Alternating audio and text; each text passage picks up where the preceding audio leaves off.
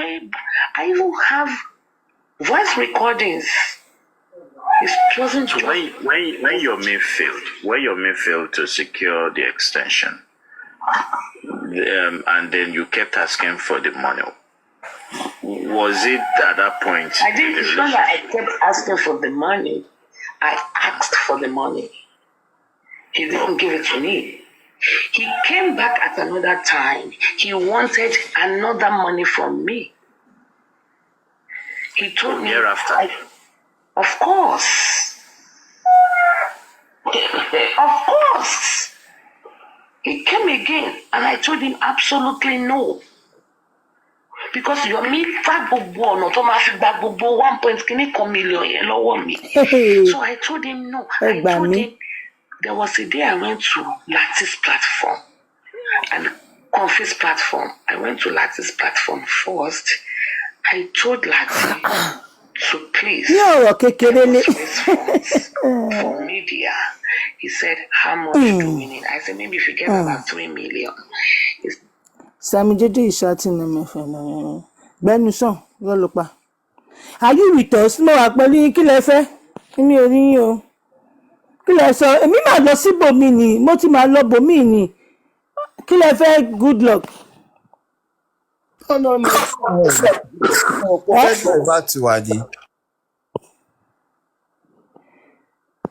Èmi máa lọ bòmí mà ní tèmi.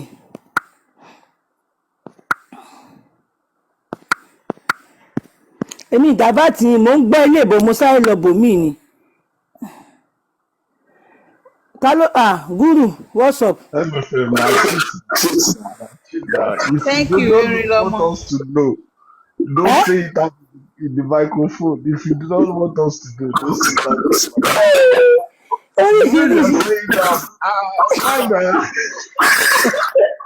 We can't have the gist as well. Okay, wàá sún mi báyìí. Débẹ̀ mi, oríṣiríṣi.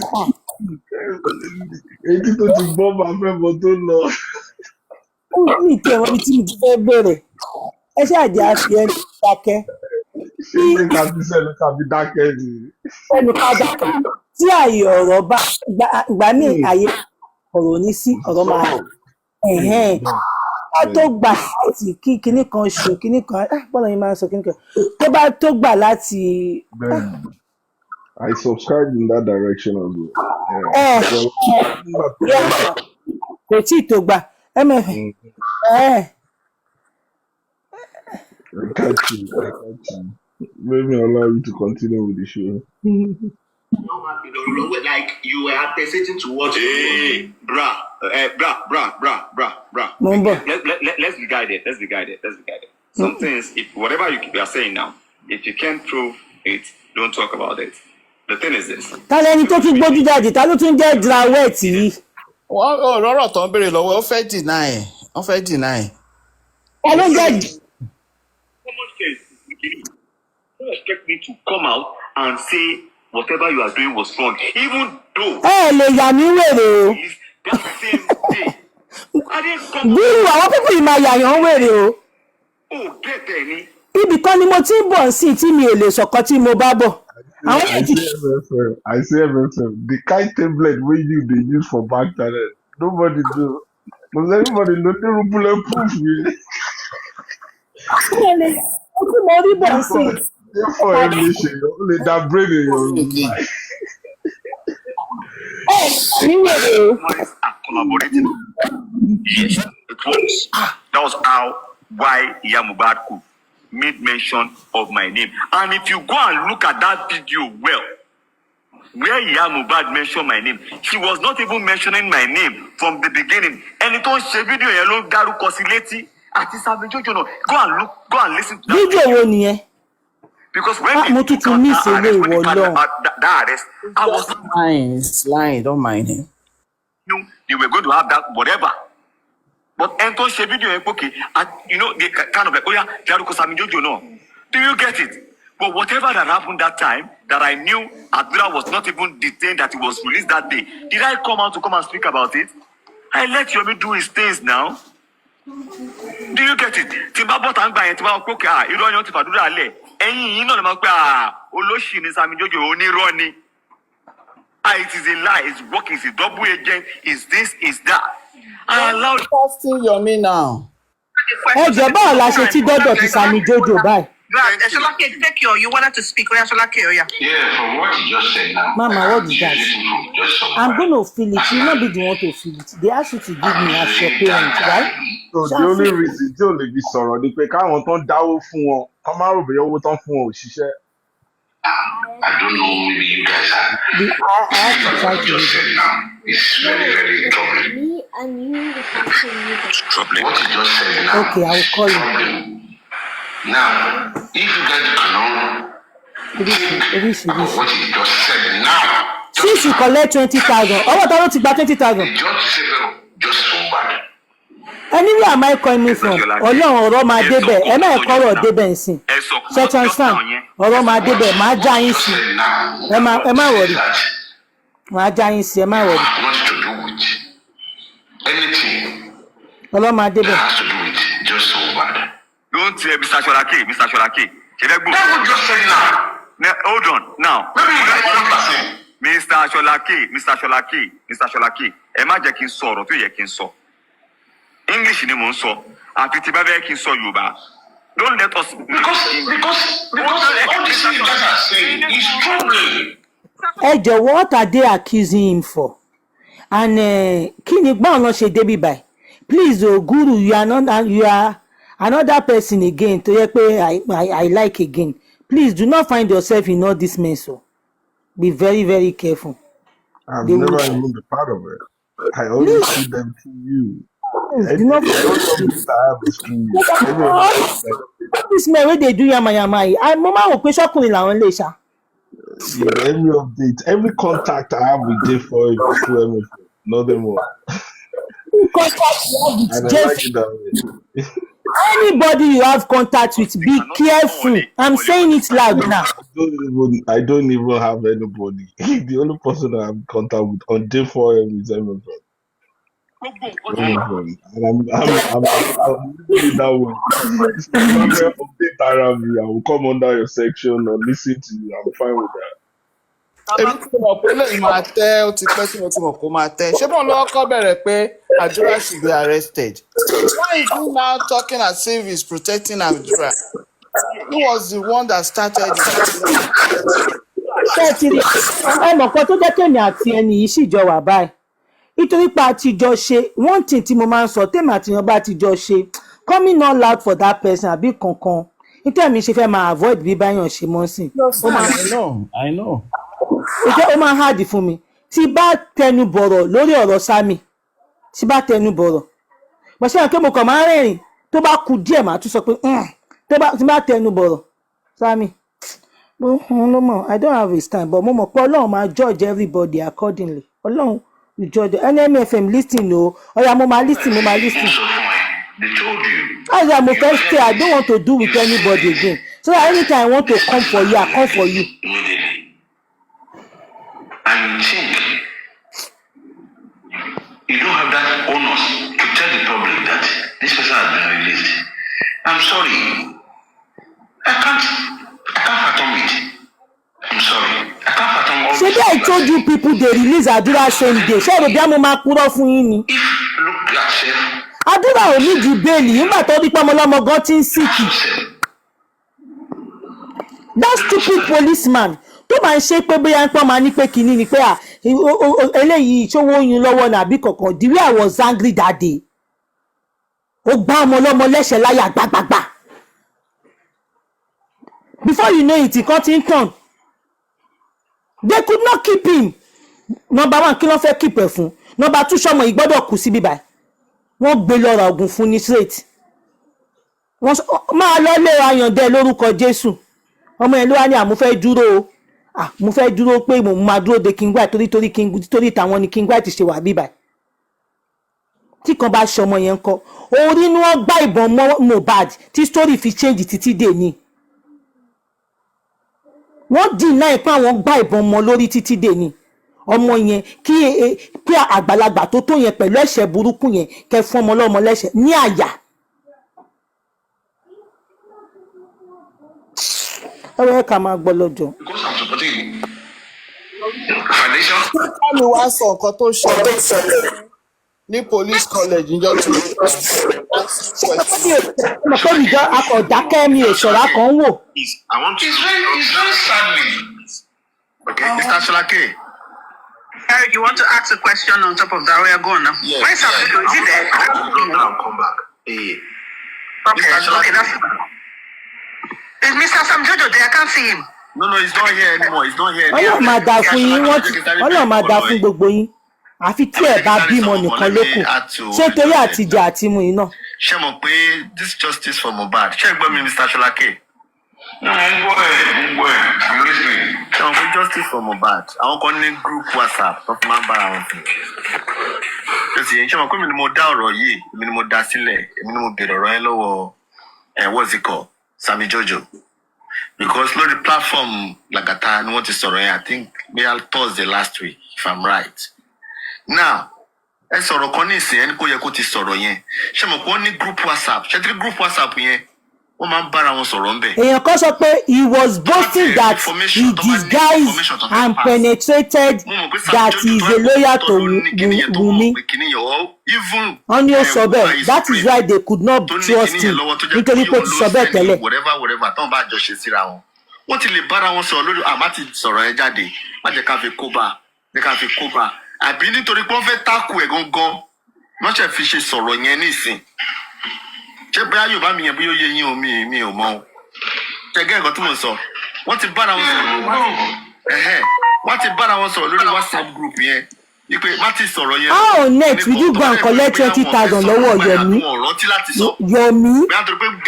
Yomi wá gbé ọ̀rọ̀ yẹn jáde. And Yomi said it was the same story. Ọmọ mi, ìyàwó mi, owó epo, mọ́tò. Èmi ni mo bèrè question yẹn lọ́wọ́ ẹ̀.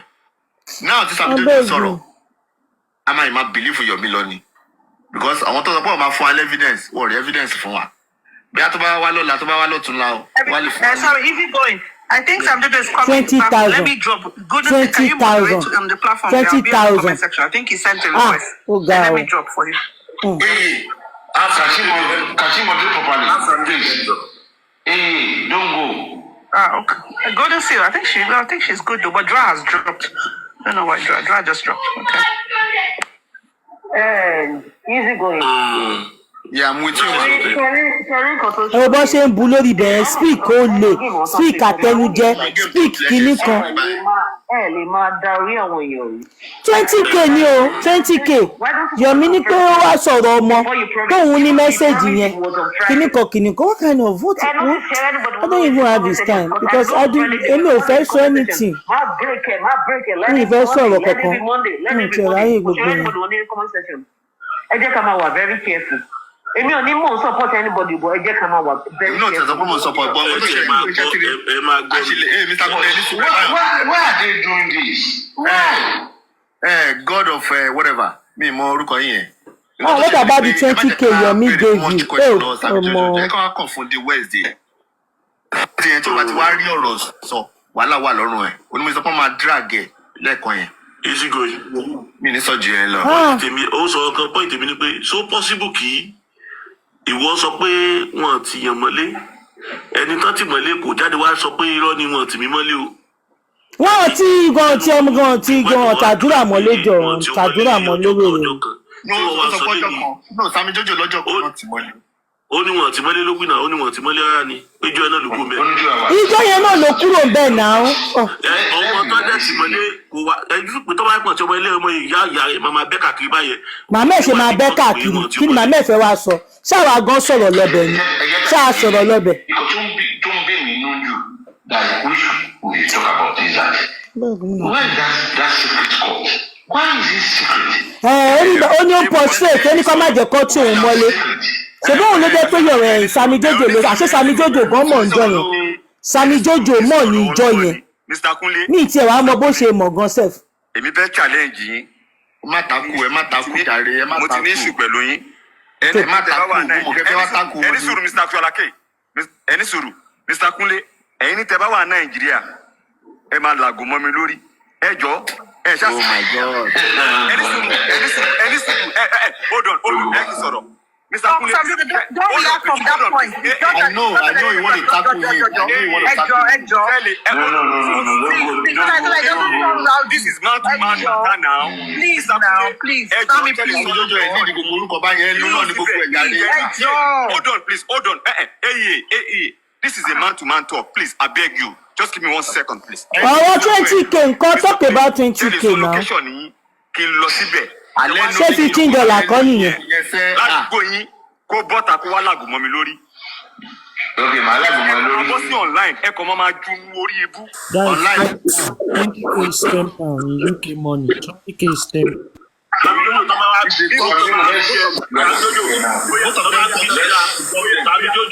Oya, bí ẹja, tó bá ti di ọ̀la, gbéra kó lọ sí Ìbàdàn. Now, you don't drop them. Kó wá lọ láti wá tó bá ti dé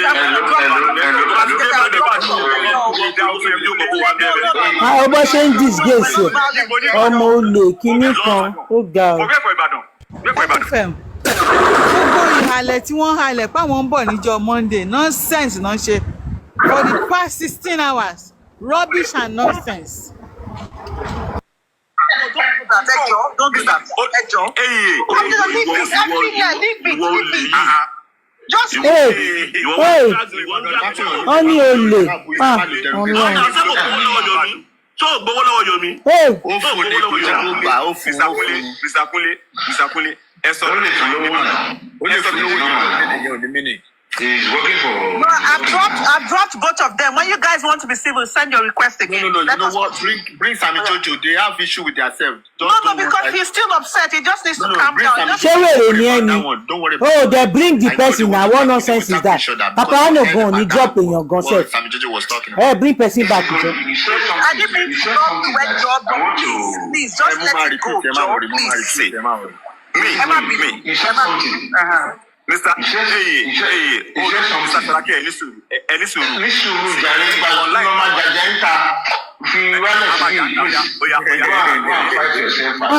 Ọlọ́run jọ̀ọ́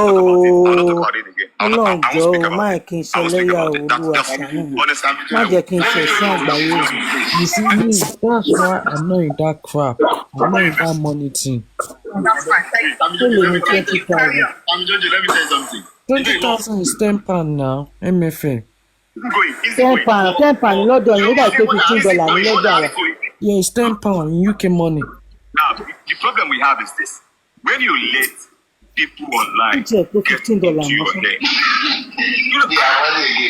do you get it? Because we're not talking about it. I just leave it now. And again, £20 is 31,000 naira or 37. Don't even give any job. Just leave it. I'm not Talk about something else. Okay, I have a question for you. What How can you go and ask your me 20,000? Mr. Kule, Mr. Kule, thumbs up. Emma Binu. Thank you. Mr. Kule, Mr. Kule, you must say sorry so that we finish. Yeah. Mr. Kule, up on my aduku. Yeah, Ibadan tia, up on my aduku. Chema dawa. Mr. Kule, are you okay? Thank you. Thank you. Thank you. Mr. Kule, I'm not dragging SammyJojo down to that platform. I love Jambo me. Mr. Kule, I love Kálukú ṣe wá justice yẹn ló different ló yàtọ̀. Ẹ jẹ́ kí n sòótọ́ kan ṣẹ́ tẹ́rí. Mo máa ń sọ kínní èmi tí mo ṣe ń ṣe. Me no more understand the kini. Why will you collect 20,000 from your me in the first place? Why? Ṣé bí nǹkan tí Yomi fún nìyẹn kó lè béèrè 20 náà?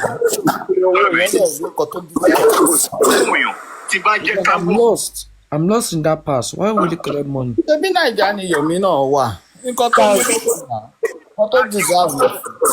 Using Wendigo. Do you want me to do that? Papariano kan tó ní platform yìí gan, ó máa ń lé mi dànù ni. Kò yé yín. But when I saw that, okay, ọmọ, ó dà pé fact, ó ti jẹ́ kí emotions kó gbé ẹ jù. You are following emotions, not common sense, not fact. And when I started following fact, I still don't expect people to accept me. But I will just be me. Okay, so let me ask you a question. Now that we're okay, I will answer. Okay, I'll ask you a question. Yeah. Lucy will be the next person to talk about Mr. Kule. Anybody who came up. But my question is, now let's just talk logically. Yeah. Okay, you know me, I come from logic point. Can you give me 4 strategic reasons why you are should I use the word loggerheads? Why you have some grievances with Mr. Yomi Fabi strategically. I don't want to strategically. Yes, four. I need four. Ogo ni drama wèrè. Àwọn ògbóyìnbó ẹ̀ má gé tí wà lọ. Should I start like Yomi is looking for justice? Maybe 50% is looking for justice. But I started having issues. SammyJojo, please don't jeopardize the process. When when we went to Kilorukwe, the commissioner's office, because we had this conversation with the commissioner, and at the end of the day, Yomi called us that whatever we say, Kamawa Sonta, we should not talk about it. Do you understand? And there I started kind of like, why are you doing this? Why should we not talk about it and just mute? Do you understand? Because what happened at all of this? I want to help so that we shorten it. So basically, you're saying non-divulgence of information, right? Number one, is that correct? Yes, number one. Okay. And number two is this.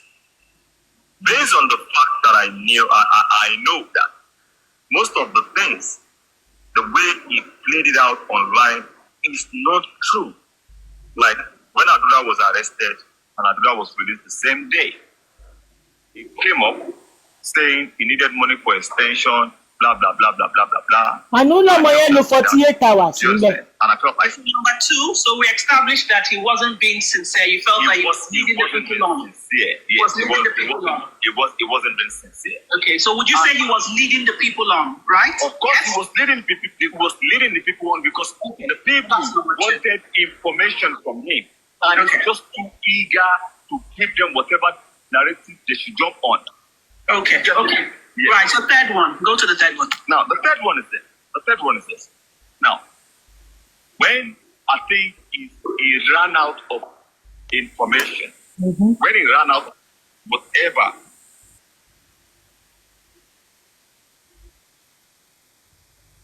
hold on, please. Sorry. What is it? Hold on, sorry. What's this? Okay. For how long? He has a call. For how long? Sorry, I think I have this somebody that I needed to reply at about 7 p.m. So I skipped the message. So the third one is this. When it felt like he ran out of information, he was so eager to come to the public and give them something to hold on to. And whatever he had come to do was a pure lie, which I knew, which he himself knew. And these things I'm feeling uncomfortable with them. I wasn't feeling too do you understand? See, me, I wasn't feeling too comfortable with whatever that he is doing because he himself knew these things are not true. And when he came up with this phone forensic of a thing, normally I should have kind of like, okay, I shouldn't speak about it. But I felt like this is not true. Do you get it? Now, do you know what triggered me most? Do you know what triggered me most? I think sometime last week. Hold on, please. What triggered me most is that sometime last week, he asked me this question online. So I knew about people that wanted to buy in there. And I was furious. I think I wanted to kind of like erase my voice. I think this was on Monjola's platform. There. This is something to do. So I want to help just get the heading. So basically, he showed this mistrust towards you. Is that correct? Towards me. And towards me. And he asked this question online, which I felt uncomfortable with. Asking me online that, so SammyJojo, and the truth is this. Nobody wanted to buy you. So why do you wanted to push that narrative that I... Do you get it? And it was getting too... I was uncomfortable with it. And lastly, when I discovered that everything about Yomi was lies, propaganda, and trying just to satisfy the public, I kind of like blew up. That is just. But me, I'm not speaking for myself now. I'm speaking for myself. SammyJojo, why do you collect 20,000? Yes. I have a question for him. Take and then golden seal. Right. No, I don't have a question for him. I would only support him for like 3 of those answers. All right then. Okay, go on then. Go on. You know, guys, let's be realistic. Human beings are different. What SammyJojo said, was it antagonistic? No, I don't believe it. That's that guy's trait. We either like it or not. Only that is his trait, whether we like it or not. That is the way he thinks, he behaves. Because when and he acknowledge SammyJojo. Nǹkan tó sọ. That is true. That is true. Kíyàn máa purọ́ nǹkan tí SammyJojo purọ́. Kò purọ́ lórí yẹn. Ó máa sún sẹ́yìn ni. Do I love you for that? Lórí yẹn wá. MFM. No, it's not lying. Oh, it's not lying. So what is he doing, Mr. Talaki? Mr. Talaki. You know, somebody's trait. I'll tell you now. Why will you collect 20,000 from his son if you are going to know that he has been lying? Let him explain. I'm going to let him explain. Ṣọlá ké nítorí tọ́lọ́ ìgbà ọlọ́mọ máa gbé yín lọ sí Mohbad. Alẹ́ yọ̀ fa pẹ̀rọ Ó lóun ò ní sẹ́ẹ̀sì ní kọ̀tà sọ. Calm down now. Let him finish. Finish what? Wọ́n ti ń rojọ́ jù náà. It's like you don't say wrong. You have to Calm down. a lot of traits. Ó ṣe rọ́ kí wá ni.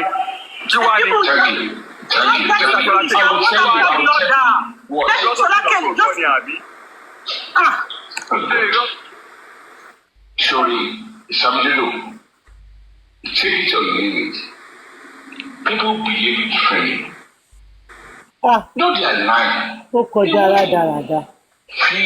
They want to tell you what you want to hear. It's what you want to hear. But are they lying?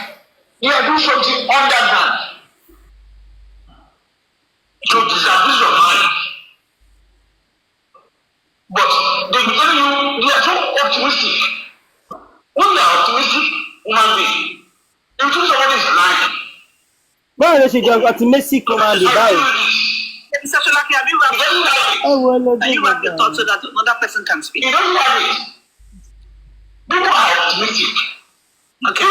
My other page, màá fi wọlé ìjọba mi fún mi other page. Okay. All right. Thank you. Kunle, do you have anything to say? Go on. SammyJojo. Let me. I think he's receiving a call. Or his screen seems blurred. Okay.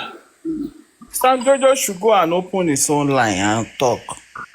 Kò ní mi ò bí ó lè ṣí live line. If he's hearing, I don't know. That's the thing. I don't know if he's listening because if he's receiving a call, that's why he's on call. He's on call, so he probably not hearing. This bad spirit has entered him. Let him go online or Aries. Let them talk. He continue because he's on a call. You've caught me already, but I will continue. Just because I thought you were just saying rap letters, I've been sorry, sir. Ẹjọ́ yẹn ti pọ̀ jù jàre. Mr. Shola, let me when somebody is optimistic, Mr. Shola, away from Shola. Yeah. Kò sí kan tó bẹ́ẹ̀ sọ mọ́, kò sí ètò tí bẹ́ẹ̀ sọ lọ́ti sọ tán yẹn. Problem here is that Kò sí kan tó bẹ́ẹ̀ sọ mọ́. I'm going to drop now. And whatever assertion, hold on please. Please don't drop, please. Somebody has a question for you, I don't care. Me, you down question. Okay, SammyJojo. Wọ́n ní kó bọ́lẹ̀ ni o. Wọ́n ní kó bọ́lẹ̀ ni. We're having an interactive session here now. Don't let me just. I'm calm. Má bọ̀ ń bí kò wá sọ̀rọ̀. Ìṣòro bí kí wọ́n tẹ sáàmù ló ní kó bọ́lẹ̀. No, Sammy, don't do this now. Do not talk on wọ́n this lọ now. sí láì tí wọn kọ́ lọ sọ. bọ́lẹ̀ wọ́n tẹ sáàmù ń kọ́ síbẹ̀. SammyJojo, stop that. I don't know, it's not nice. Stop it. It's not nice. I don't want to block you. SammyJojo, stop that. Stop this. It's not nice now. Don't Stop talk. that. wọ́n ti ní kó bọ́lẹ̀. Mr. Kule, Ṣalákẹ́ mi báyìí sọ̀rọ̀. Mr. Kule ni mo ní bá sọ̀rọ̀. Mr. Kule ẹ má bínú. Ó jẹ́ kó máa fi kò fọ́ orí yín lẹ ṣe fẹ́ engage wọn. Ẹ má bínú. No, mi tiẹ̀ rí ìdí òye gbà ní pé ẹ jẹ́ ká sòtò òfin wa TikTok ìlú gbogbo àmọ́ra wa everybody know each other this just Mr. Kule, please talk to him whether he listen to you. Mr. Kule ẹ bá mi sọ̀rọ̀. SammyJojo, Má bínú. Mr. Kule ẹ ò bó ṣe apologize.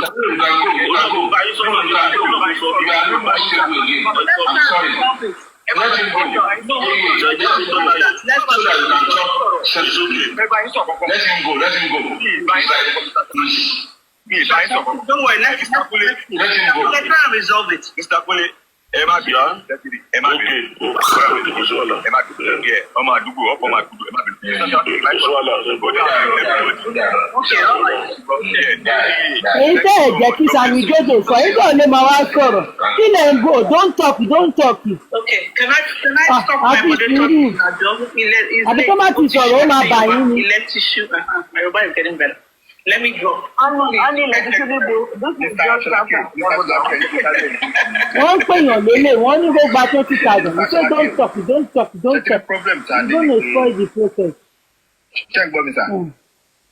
ẹlẹ́ máa sọ̀rọ̀ ní Monday ẹ̀rí kọ̀ọ̀kan sọ ó ti ń bọ́ sí tìjú o Tún ní nínú justice for Mohbad. ọlọ́run aṣàníyàn. Ṣètìlẹ́ àwọn WhatsApp group tó máa lọ ń create yẹn tó máa fi ń bára wọn sọ̀rọ̀ yẹn. Ó pẹ̀lú nǹkan tó okay now kì í ṣe pé kò fẹ́ sọ̀rọ̀ o àwọn kan ló sáré pè ń bẹ̀ yẹn. Ṣé ti yẹ yín báyẹn? don't talk. Ara nǹkan tá à ń sọ nìyẹn. wọ́n lè kọ́ńtù ẹ̀ pa. It's not impossible. No. Easy going. I will say it and I will confirm it tonight. Like, for him bringing it to himself, also I'll confirm it to you. Ṣé ti yẹ yín báyẹn? We should be able to have our own mind. Am I on your mind? Go. It's not impossible. It's not Not impossible. good. So now ṣètìlẹ́ group WhatsApp tó máa ń nìyẹn wọ́n máa fi ń dá wàhálà lẹ̀. Okay, you guys you know a lot of stuff for a very long time and you didn't come out to come and say it. Ṣètìlẹ́ ó ṣe lè jẹ́ pé tá a bá ń lọ sí way justice mi sọ pé Yomi pé gbogbo nǹkan tóun náà gbé jáde yẹn mi sọ pé 100% o má ṣe mí gbọ́ o tó ti yẹ yín 100% pé ó gbé jáde right o. But the thing is why is it now tí guy yẹn wá gbé nǹkan jáde either àwọn screenshot ẹ̀ fún ni o either ó ṣe forensic no why now tó jẹ́ pé òkè a tún fẹ́ gba ọ̀nà míì òkè jẹ́jẹ́ ká wojú lẹ́yìn tí wàá jáde pé báyìí. Ìṣígòlù. Amútísà. Ẹ̀sẹ̀ fẹ́ gbòtò ìbò kalẹ̀. Sàpàtà náà sì tọ́. Ṣẹ́yìn tó wà nílẹ̀ yìí kò sẹ́ni tí mo sọ nǹkan níjọ́ kan mo sọ fún ẹ̀sẹ̀ mo ní pé just for gbàdúrà kí many of us ká mú àwa báyìí. But gbogbo wa táwa ní include back home kánsílọ̀ àdúgbò ẹlòmíì kò lè sọ fún fẹsà ìlọ kánsílọ̀ àdúgbò wọn lè mọ jẹ kó wọlé níbi tẹ pé ẹbí tí wọn bẹ but Yomi ti ní orúkọ before kínní over 20 years everybody ti mọ many people àwọn eléré nígbà tí ó kó àwọn àyà àpọ́nlé tá à ń wú àbí role model tẹ́ pẹ́lú mi wọ́n lè wojú Yomi ní industry tó bá wá bí ìgbà rẹ̀ dance level yìí díẹ̀ wẹ́wẹ́ díẹ̀ dẹ̀mí àwọn àpọ́nlé díẹ̀ dẹ̀ lára fẹ́. Ọjọ́ ẹlẹ́kìn sáré ìtajẹ́ sí mẹ́ ṣẹ́tìrí èmi ò ṣẹ́tìrí gbogbo ọ̀sẹ̀. ẹ máa gbọ́ mi tí mo sọ àìjẹ́ kí n parí ọ̀gbọ́n tí mo sọ ní pé at least àpọ́nlé díẹ̀ lára fẹ́ lórí tó wá ṣẹlẹ̀ yìí yìí tó kàn dùn mí sọ́jà fídíò ni pé mi ì jiyàn pé o lè ní àṣírí kan lọ́wọ́ o lè ní kan fọ̀ lọ ó sọ náà lórí ti àṣírí wo ni ìtọ́jú bí mo sọ gbà tí mo sọ gbà yẹn ni pé. wọ́n kàn ń jáyọ̀ mi láyà ni kò sáṣìírí kankan sáṣìírí bá wà wọ́n á ti sọ láti jẹ́. tápò tó tẹ̀ ní kíní o confam kò tọ́ ni right now ló ẹ̀ sọ tẹ́pọ̀ kóńjẹ́ ó ti jẹ́ pàtí kíní òkè tó wá pẹ́ kò ní í sùn pẹ̀lú òun àti Yomi àti lẹ́díìsì kò sí sùn láàrin wọn you won't come out oníṣọ́ ogun kan tó sọ yìí wàtá pé bàtí nǹkan bá tẹ̀ tẹ́wọ́n àṣírí ẹnìkan tú now you come out to another thing pé okay ilé ìlọ sílé which you know and you keep quiet For how many months? Not to keep quiet.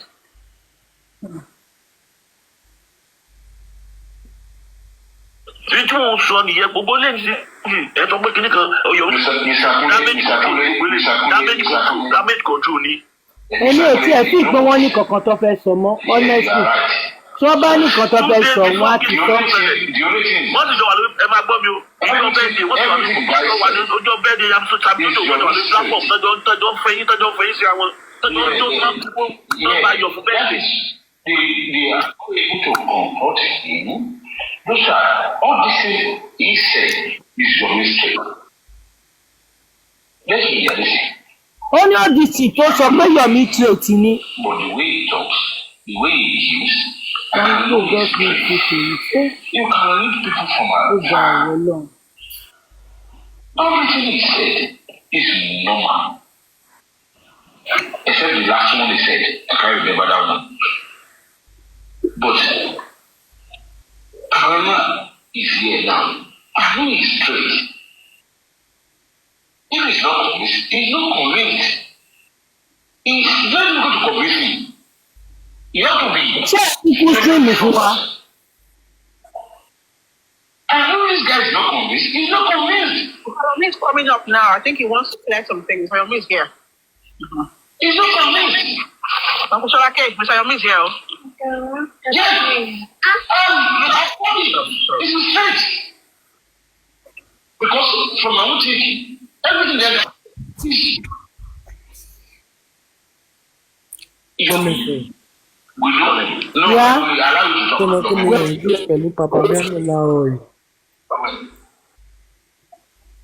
Má bínú jàre, má bínú kiri tẹ́lọ̀, má bínú. And the government's platform, not your platform. Mind you.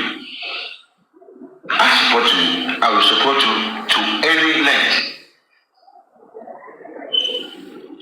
But I will always tell you the way I feel about your truth. And anything you do, I cannot convince you. I cannot advise you. I cannot say anything about it. He doesn't want it.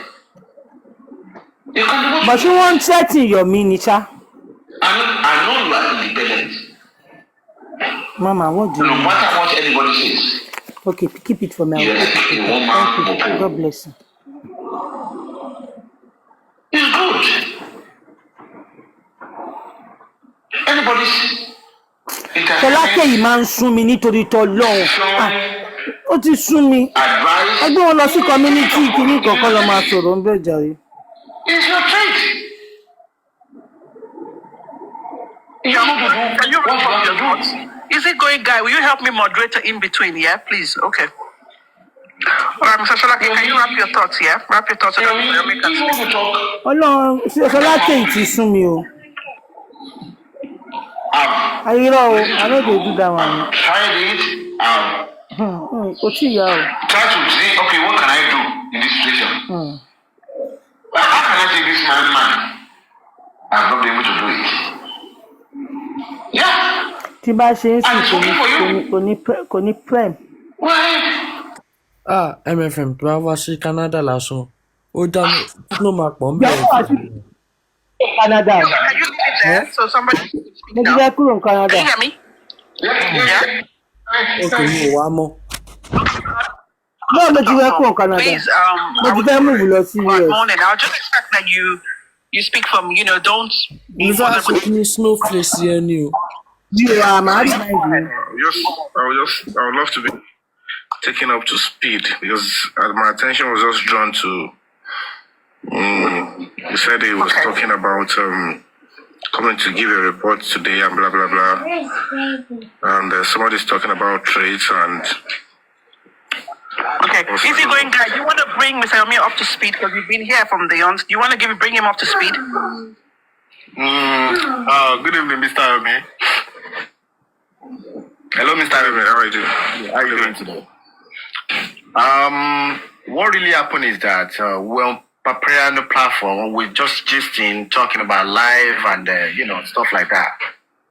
And what's it called? SammyJojo just came in. Ọ̀rọ̀ Ṣọlákẹ́ ò dẹ̀ ń fi bẹ́ẹ̀ I'm the dùn. one that asked him the question that, SammyJojo, But you promised us that you would talk about the outcome of whatever the evidence you got with you. And he said, oh, and everybody was just like, it's true. So that is where we started from. And then I asked him like 2-3 questions, which he said he's not going to talk about it today. I said, why? He said, because of, I thought maybe some people have talked with him or whatever. I don't know. But okay, don't worry. I think I just want to know that side. I met some stuff, so let me pick it up from there. Yeah. The only thing I will appreciate you people always do as adults, as people that actually want to. Normally, it doesn't really make sense. SammyJojo, every day or week or 2 days. Good luck, stream. I bet you struggles. It's not really going to make sense. You keep looking for holes. You keep looking for what have they done that is. Secondly, naturally, for serious trouble, there is no way I will walk with SammyJojo, all of that, because I don't know the background. Why it's not MFM? So, listen to Yomi now. Back and forth when they are not. Yomi has been listening. They will still come up with. Oh, she did for him. Oh, go no lower Bambi. How do you want to? I've never met this guy in my life. I don't know what he does. He wasn't part of a struggle. He wasn't part of my team. The only time he had an opportunity to infiltrate was because we wanted to do a protest and justice concert. And he was being sent on errand by Supreme that since I won't be there, this person should be representing me because I demanded that each platform should bring representative on that show. So that's it. And then I overheard him saying, number one, that Adura was released on that same Wednesday, that they were arrested in court in Ogba, and we traveled from Ogba to Lekki. Well, any of you can choose to believe him. It's not really. I mean, we always stand on his life. With anybody coming up to suddenly try to brainwash you guys and tell you what is actually obvious that you all know are total fallacy. A warrant of arrest was on them. Adura, Damola, and King White were arrested. And he keeps coming to tell you Adura was released and Damola was detained. What does that even make any sense? And even coming to say on that day, for crying out loud, the real person that was even giving money to them, assisting them to coordinate money and everything, Karimo, cannot even say Adura was released on that same Wednesday. You all know when even Karimo was talking, if there is anybody who was always online trying to speak on the update on what is happening to Adura, how they'll get him out, you all could see that Karimo was still on it till Friday morning, where they were even saying they want to go and obtain some excuse, the doctor's report to get Adura out. That being said, Adura fulfilled, the police fulfilled the mandatory 48 hours detention and he was granted bail and he returned back on Monday. And it's quite unfortunate that at this stage, somebody like that, he has nothing to do with the whole investigation, he doesn't know what I was doing, will come up and tell you, I knew Adura was released on that same Wednesday. It's absurdity. And if any of you could believe that, I am not bothered, but it's total absurdity. No, I have nothing to even drag with such a person, whether he was released that day or not, whether he wasn't released that day. It's total gibberish to me. And then if he couldn't come up with evidence, and you still sit down and believe him, because there is no way these people hold that kind of thoughts. Is it that they have a shot in their group, or somebody shouted him up and said Adura has been released? There should be a shred of evidence that will be so convincing to you that this person would have brought up and say, oh, on that Wednesday, somebody now probably shut him up, or somebody called him, or somebody gave at least an evidence to show that Adura was released on that day. Nothing of such. But if it comes to say that and you believe it, it's you. It's your choice to decide on it. And then I think I have heard him saying. Let me please, sorry, Well, just repeat your thoughts, yeah? Just a minute. Just want to clarify something. You see, when you say that, it's our choice to believe, you know fully well, and I know you know fully well that dealing with the public, the same way you come and give information, and you expect people to, listen to you and make their minds or have their thoughts of it. I think, that being said, you coming up now, you clarifying the facts or the things you've heard, that would be great. But you saying, okay, so because basically it's like you're saying, people shouldn't believe you, and that's not. I think we all want some level of belief what is when we scheme, speak to people. what do you know, in the first place, dear sister? I've never presented SammyJojo as a partner or somebody working with me.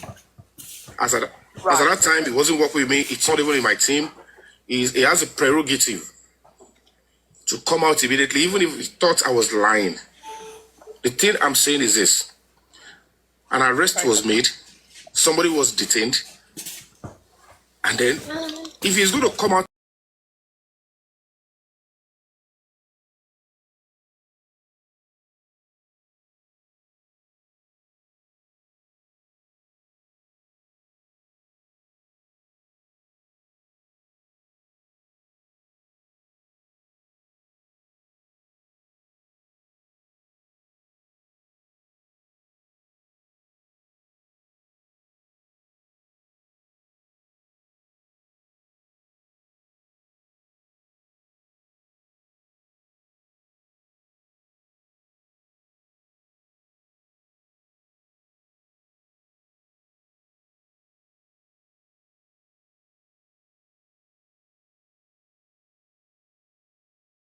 a competition with me and this kind of a person.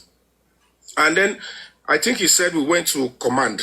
And because I said nobody should speak out, that's part of the things he was getting. Hello, me. I will use foul language or show anything. It's quite appalling. Everybody saw that we were in the command, we're live. The only reason why there was no camera, people saw it.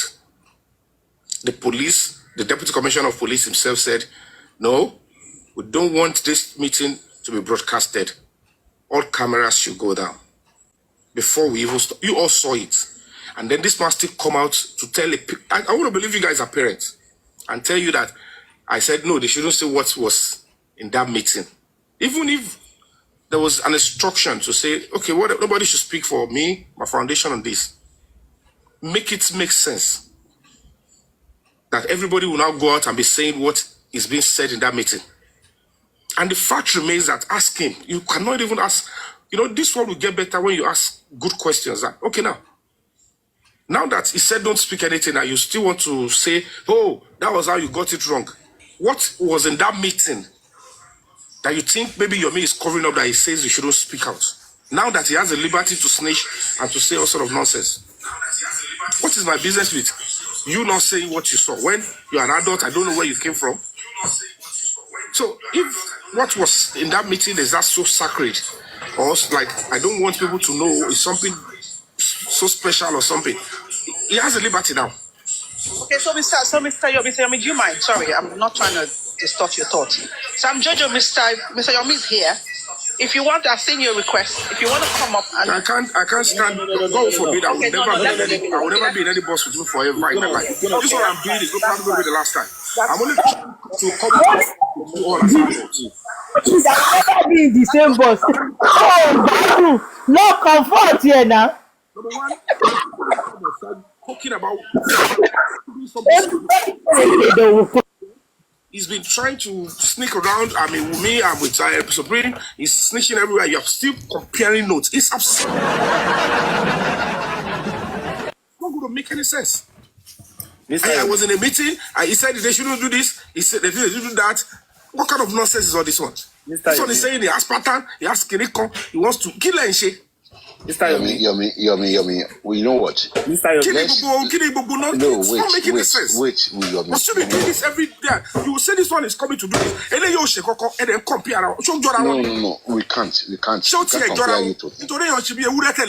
Now he's coming to tell you on the commercial on because can you tell me about the commissioner?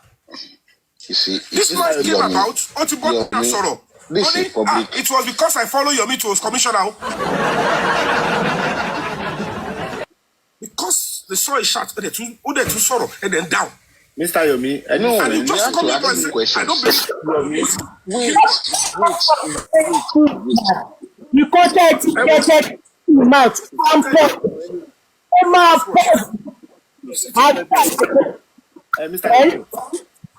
Mr. Yomi, Emma Binu. I'm listening. Has SammyJojo ever worked with you before, like, because you said something, you said Never has he worked with me with what? It doesn't belong to my NGO. He was representing Supreme. Have you talked with him about about justice for Mohbad with him before? Have I not been speaking with everybody? I come online to speak. I speak with people personally. Even people I don't know, they send me messages. In the private, that's what I mean. I speak with people openly and privately. It doesn't mean I'm working with him. That's why he will never know when I was going to do the arrest. What about SammyJojo? He doesn't know anything. Okay. He's not part of my team for crying. He's only trying to probably come and ask like a voyeur for the Supreme League. On a good day, why would I call up on him? You know what? Yeah, I'm not intelligent, nothing. I was asking that if it was my show, I would have put up a shot. I asked him. I said, "What are you doing, or what have you done that made Mama Mohbad to? Because you are not part of my team. Oh, I'm messing you back. That you have not done anything. I don't know what you have done. I'm still curious. Why you? I don't know." He said, because I was with her before. Is that the reason why she will shout your name? Because even when I went to arrest Adura and this guy, King White, and blah, blah, blah, you are not even aware. I can't even consult you. Yomi, you are so what is all this nonsense all the time? Yomi. Somebody will come up and tell you, because Yomi is this, sorry, you are domineering. Either you like it or not, you are very domineering. Now, at this stage. Let him come up.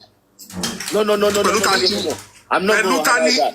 Mr. Sholake, I'm not going to allow that. It's going to cause commotion. I've just come to say that because I thought I know he was here. All this thing is getting out of hand. You sit down and be looking for. Sorry, let me try to motivate. We sort it out once and for all.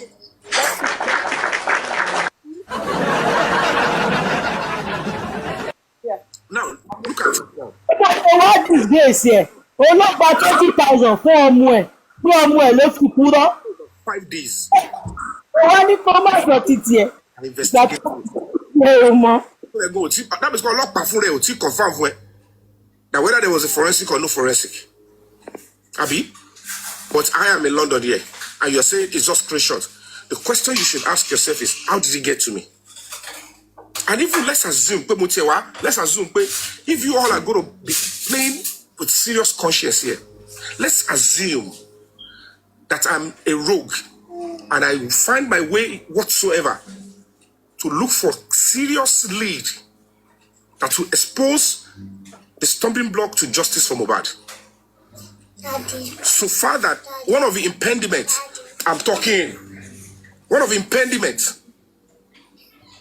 somebody of serious interest, somebody, even the Sholike has not even made an attempt to give us a screenshot. He hasn't even shown us a trait.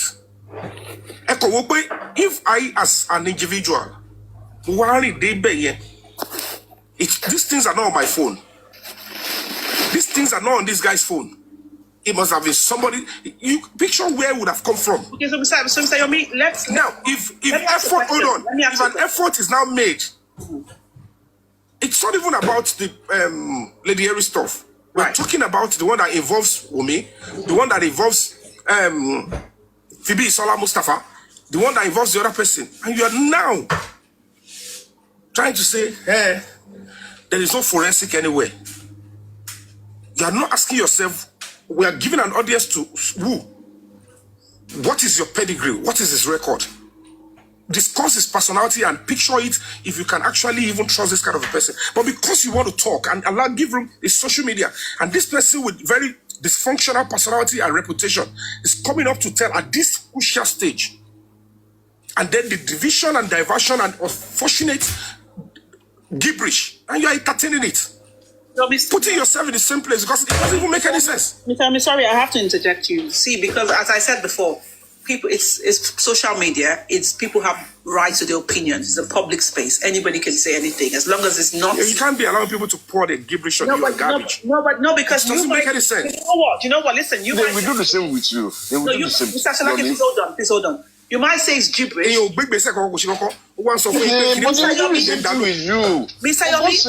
Yomi, can you calm down? Calm down. Mr. Yomi, calm down. You sent a request and I brought you up. See, the thing you have to understand is a lot of people may not be up to speed or they may not be informed on this case as you. So whatever information, people make this, go up with this case piece by piece, puzzle by puzzle. I've heard what you said, and I'm sure people have questions for you if you don't mind. I have puzzle by puzzle from. See, I don't know your. See, you have to understand that there is something they call integrity. Hey, I don't know your background. Right. Actually, okay. If you're speaking puzzle by puzzle, somebody has been speaking since Thursday or whatever. Shred of evidence he hasn't provided. You'll know his track record. And it's still asserting. Is this he who assert must prove? He's talking about some.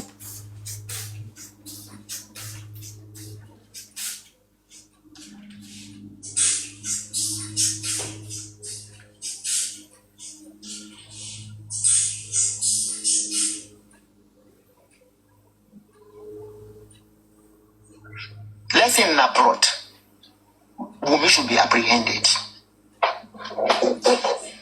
Because, see, if any incident or accident happen in the house, the first thing that we arrest is my son, because we live together. What is going on? And but it is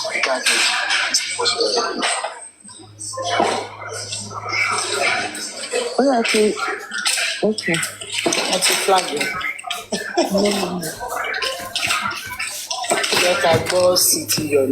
Oh my God, what happened?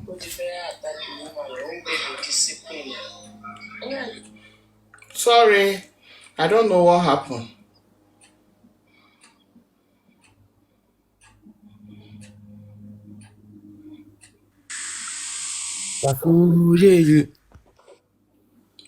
Sorry, I don't know what I did. Yeah, and then I expect your means. They're gone. No. Offense taxes, like you've been casted. What is low? ọmọ pé ọ̀nà ti sùn ni ti sùn tí ọ̀hún yóò ti sùn òun ló máa jẹ́ kó dànù rí pé ọ̀dọ̀ wa sáré 100 wọ́n dànù síbí ni ó bá ti ní wọn pọ̀ ti dànù bẹ́ẹ̀ wọ́n ti sùn nìyẹn. àdúrà Yomi gbà Yomi ti fẹ́ dà sí trọ ó ti fẹ́ dà sí ògbójú. ń sọ fún rẹ̀ mi fẹ́ mọ̀ wípé kí ló dé tán ṣe entertain SammyJojo tó kí wọ́n ṣe ní entertain SammyJojo. Can you imagine that? no social media space ó sọ títí wà ní jẹ́ kó sọ̀rọ̀ ó ní ń sọ gibberish ó ní kìnnìkan ó sọ pé èèyàn wá tọrọ 20,000. ó wọ ẹ̀ ni ó dẹ̀ fún ní 20,000. ó ní wọ́n fún kó má sọ tí ó mọ̀ pé ìtìjú ayérayé ẹni tí ayé ń gbénu rẹ̀ ó mọ̀ pé ìtìjú ayérayé ni nínú comment section wọ́n máa sọ pé return is 20,000 return is 20,000. tọ́ǹkọ́ ó lọ fi kíkọ́ ẹ lọ́dọ̀ commission ẹ ló fún.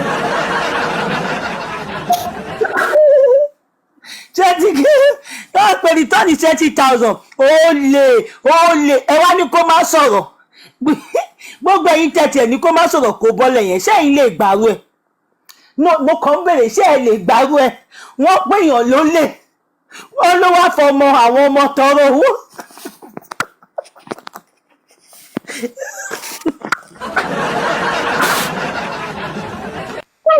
sẹ́yìn lè gbàrú ẹ̀ ìtìjú ayérayé ìtìjú ayérayé sọ̀rọ̀ yìí ló bá sọ ìwọ ló kù sùúrù tí wọ́n bá wá sọ̀rọ̀ nǹkan báyìí.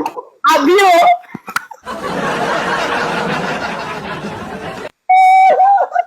èyí ò lè rẹ́rìn o mi ìmọ̀ kan tó orí tó ti ń sáré sọ̀rọ̀ why can't you come what do you want me to come and do torí tọ́lọ́ ibẹ̀ yẹn ti yé mi come paparano èmi àti paparano ẹ̀yìn àti iwájú ni wà kí n pàdé dáa pàdé rí tó bá jábọ́ síbi èmi náà jábọ́ síbi a máa múra wa ni come and do wetin like what should I come and do ọlọ́run máa ń jẹ but Ṣọlákẹ́ ṣó wà òkè kẹ́ má jẹ́ kí Yomi máa wá blame yín pé gbé bọ̀bọ̀ yẹn sókè why now no why what do I want to come and do there have you ever seen him here no ẹ̀yẹ́ tẹ̀ fi yẹn lẹ̀ ṣó wà òkè kí ẹ gba Yomi láyè kó ní SammyJojo fi ọmọ tọrọ 20k kó wá kọ ti SammyJojo kẹ máa jẹ́ kí SammyJojo sọ̀rọ̀ ṣó dáa ṣé ẹ mọ̀ pé ìtìjú ayérayé nìyẹn Ṣọlákẹ́ ṣé ẹ mọ̀ pé ìtìjú ayérayé nìyẹn wọ́n wá ń kọ sínú comment section ó lè SammyJojo ó lè return 20k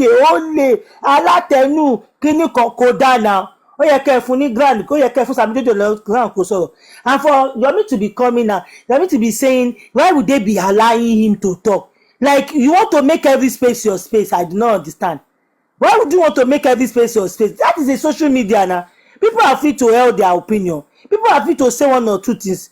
Even though Toba go well with you, kò sí kan tó kàn wá. He will say his part now. You disgrace grown up man. MFM. Ọ̀sán mi gan ló cheap. Èèyàn béèrè owó lọ́wọ́ fún 20,000. Wọ́n gangan ló cheap náà ó yẹ kó fún ju bẹ́ẹ̀ lọ. Ó béèrè mọye tó béèrè o. Kò ní ìdí owó ó máa ní kò ní ìdí owó nìyà. Ó dẹ̀ fún 20. Ní owó ló tẹ̀ sẹ́ndì àwọn kankan so ó ló fọmọ mọye tó béèrè kó but Yomi yìí ò dá o. Yomi dẹ̀ sáré gbé confirmation jáde ó dẹ̀ ṣú ẹ̀ Yomi yìí ò dá bàbá ńlá búlì ni Yomi o. Tẹ́ bá ní comment section àtẹnujẹ olè kíní kan ìgbà òkò ìgbà tí mo sì mẹ́lẹ̀ ọkọ̀ mọ́ ni ẹ wá ní kí SammyJojo máa sọ SammyJojo náà máa sọ̀rọ̀ you cannot just do that. Please give him platform to talk. That is unfair on his part. For you people to be telling him to get down, not to talk, to keep quiet is unfair on his part. Kò sí kan tẹ́ ẹ tí ì bá ṣe ó yẹ kẹ́ ẹ ṣe máa jọ sọ̀rọ̀ lórí olórí ni kò ń ṣe conversation tó wà nínú ilé tó jẹ́ pé ó dẹ̀ tún involve ọ̀rọ̀ ọmọ. That moment tẹ́ni yẹn béèrè owó yẹn kí làmọ̀ tó ń ṣẹlẹ̀ sí ọmọ yẹn lọ́wọ́ tẹ́ni yẹn fi lè béèrè owó kó tíyàn tó lè béèrè owó nítorí ọmọ kí nìyẹn ti pin ẹni yẹn láyà nìyà kò dáa o wá fi irú kọ bẹ́ẹ̀ wá fi ṣeré fún ẹni yẹn kò dáa náà wá fi wá disgrace ẹ everybody is now saying SammyJojo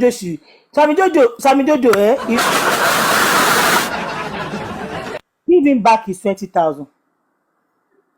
Just credit him back then or let your team credit him back then you can now be free to say whatever you want to say because the way and manner people are calling you thief atenu return his money kindly get his account and give him 20k then show us the receipt too mo ti dá owó yẹn padà o nígbà tí why you will not give him nígbà tí ìkànnì bó ṣe rí ló jẹ́ kí n béèrè owó yẹn o but bí mo ṣe wà báyìí sí mo ti dá owó yẹn padà o me I be good kí ló jẹ́ me I be good no you have to give people the way people are addressing you is not good na say atenu give him his money ole give him his money èló ní 20,000 nítorí tẹ́lẹ̀ 20,000 is like £10 now. Give him his money then. When you give him his money, then you cannot say, well, it's all about you now show people the receipt. Mo ti fún ní 20,000 ní o. Àsàtìgbà tí mo bèrè 20,000 yẹn, ó ní bó ṣe rí ni o. Kíyàn tó lè bèrè owó nítorí ọmọ, kò ó níbi tó dé. Ó lè jẹ́ pàjáwìrì. Kò wá mú mẹ́sẹ̀gì yẹn, kò wá gbé síta lórí àwọn blog kò dáa. Now, this is not the person turn to talk. Why would they allow him up? Kò dáa. Like Guresi refunded Sharma. You see, just refund him that money. Take your 20k. Because that 20k, look at, I don't know him from Madam. He is this, he is that. He's using that money to rubbish you. He's using the money to rubbish you. Just give it. In fact, go kote ye ko pe gan. Ko ye ko pe immediately. PM, transfer the money. Straight up. Immediately I show pé kí ló ṣe ẹ́? Do you know what happened when I asked you that money? Anything ló lè ṣẹlẹ̀ náà tí ó tẹ̀ tó wá jẹ́ ọmọ.